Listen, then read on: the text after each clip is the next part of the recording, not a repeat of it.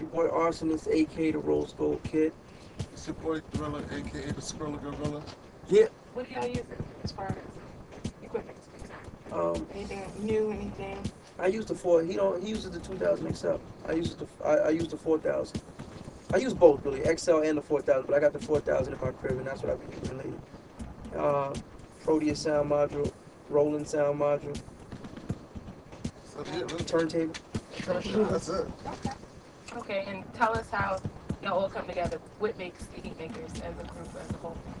Um, we family first. I met Thriller when I was 6. We lived on the same. Our mothers lived on the same block, and he was the bully nigga from up the block.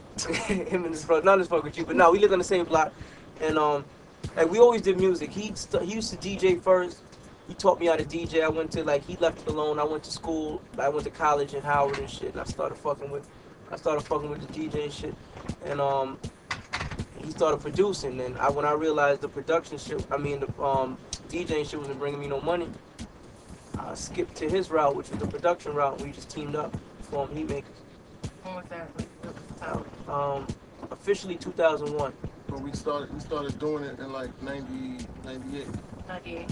So you were doing it first, and then you brought Yeah, it but you know what I'm saying? I only had about maybe like, I'm gonna say like maybe 8 months more experience than him, like basically. He made a beat out of everything. Yeah. So you just had like an idea. You was like, okay, I'm gonna do tracks, or Like you knew. to be honest with you, it was like it was like a hobby. Like I was just looking through a Sam Ash magazine, and I like music. I love music, so it's like when I was looking through it, I saw an MPC 2000. I'm like, I got my money up and I got it, and I ain't know nothing about it. I ain't know how to use it, do nothing. I learned, you know what I mean, and this is what it is. But yeah. And then you just taught you a little bit, and then you just taught me a little bit, then I realized that you can make $5,000 for selling your first track. And I'm in it. I get used to this. Where you from? Where y'all from? Bronx. In the Bronx. Where we at right now? Right now we in Quad Studios in Manhattan, 48th Street. Okay, so tell me, like, when y'all are making a beat, like, what inspires that direction? Like, what gives that thump? Like, okay, I wanted to have that, that dramatic, or, just high function. What makes that? Anger, man. Honestly, I'm angry at a lot of shit. To be honest with you, I'm angry at the music game. I'm angry at people that used to try to hold us down when we first started making beats. So you hear all that shit through our music. You know what I'm saying? Like, when you hear our music and you wonder why it sounds so aggressive and so angry, it's because we are angry. You know what I'm saying? Wow. So, like, what do you mean? no, I just mean as far as, like, like, when you've been trying to get into the game for so, not saying, like, we tried an awful long time, because we didn't, but as far as, like, projection is a bitch. Like, when you're trying to get in the game, people tell you, like, yo, your sound is too dark, it ain't club enough, it ain't party enough. So now when you do get through the door and then you proving people wrong, you hear that anger through your music. It's like a rapper, like a rapper who's trying to get in the game for so long and he been spitting and spitting, people telling him, yo, make some club records. But you spitting from your heart, and a lot of people don't do that no more. So on the beat side, that's what we do. Like, we make music from our hearts. Like, I can speak for him when I say this because I know it's the truth. We think the same way. We don't make beats with anybody in mind. Like, yo, such and such need a track, let's make a track for them. We just get busy, and what you hear is the finished product. That's what we made, and that's what came from our hearts. That don't have nothing to do with we trying to please this audience or that. Our music is our music. Like, if you love it, then that means you love what's coming out of us, our soul. You know what I'm saying? That don't got nothing to do with trying to please this southern rapper, this west coast rapper, this east coast rapper. It's just, that's us. So what was, like, the number one rejection y'all were hearing at first? Too angry, but, like, what was it? Dark. They thought our music was too dark. And a lot of people didn't want to fuck with samples until quote unquote Jay-Z made it cool. You feel me? Like, we was doing that shit from our first record. My first record I ever did was a sample. All he knew how to, because none of us play. As far as, like, so like I said before, he used to sample anything. Like, any record laying around the crib, it was his mother's old record he was sampling. My crib, I found old Christmas carols around. I didn't have no records at the time. I just pick up anything and take sounds and try to make a beat out of it. So, that's what it is. We were sampling from day one, which is like 98. And if you go back, RZA was doing it, but RZA was able to do it because he had his own outlet. He had Wu-Tang. He didn't have to sell to other niggas. He had his own crew. But when you sample and you don't have your own crew, record labels look at that shit as, it's gonna cost me this to clear it. then it might not get cleared, then this sample person gonna want this split of the record, and it becomes, yeah, you know what I'm saying? So it was hard for us. Take us to that time when y'all made that track and y'all went to that person and y'all got put on. Like, take us back then, like y'all, whoever was shocked you and y'all got excited and it was gonna be on the radio. Take us there. Who was that first person that believed in y'all? Cam.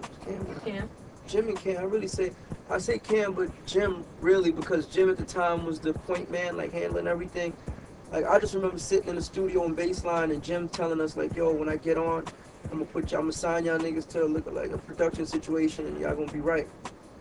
And he did it, like. And y'all just knew Jim from Nah. Like, Nah, we didn't really know him, like, but, you know what I'm saying? None of us, it's just, good music linked us, so man, you like, yeah. heard the music and was just They heard our music. And they real dudes, like, you know what I'm saying? Like, they didn't give it the industry, you know, running around bullshit. They were straightforward with us, and that's what happened. He gave us our word, and a couple months later, it was a done deal. You know? It's a lot of that, a lot of industry bullshit. So Yeah, they did a lot of people industry like, bullshit. I don't really fuck with a lot of industry dudes. Right. And all dudes, they know we don't fuck with y'all. We don't hate y'all.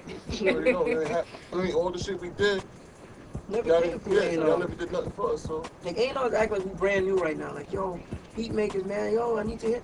Y'all niggas been hearing about us since 99, 2000, we've been bringing y'all shit. The same quality shit, just now it sounds a little cleaner because we got more money and more equipment to make the shit sound crispier. But other than that, you're hearing the same drums. You're hearing the same samples flipped in different ways. Like, we ain't new.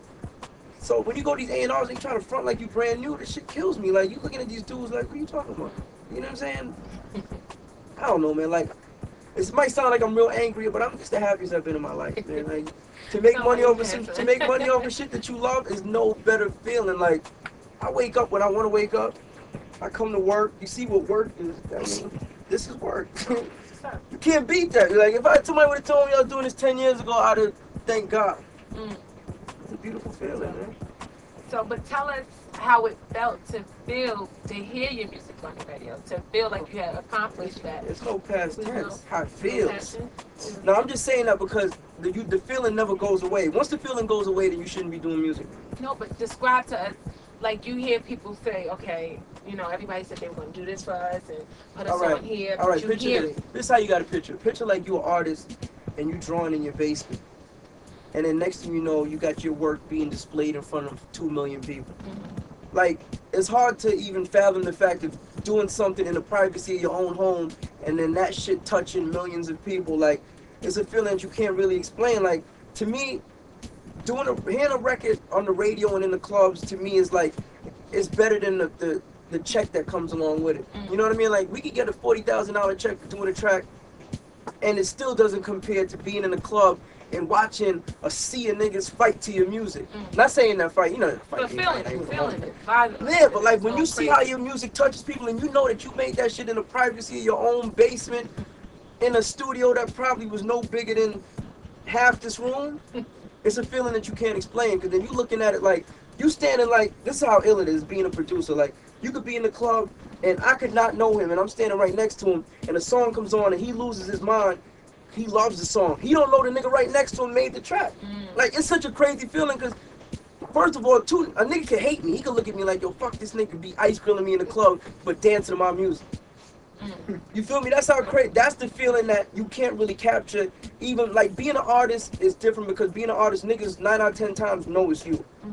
But being a producer, you the nigga that can just sit back in the club, quiet, in some regular shit, maybe no jewelry on, just real humble and quiet, watching niggas lose their mind. And production has 9 out of 10 has no face. It could be the geekiest nigga in the world making the most gangster shit in the world.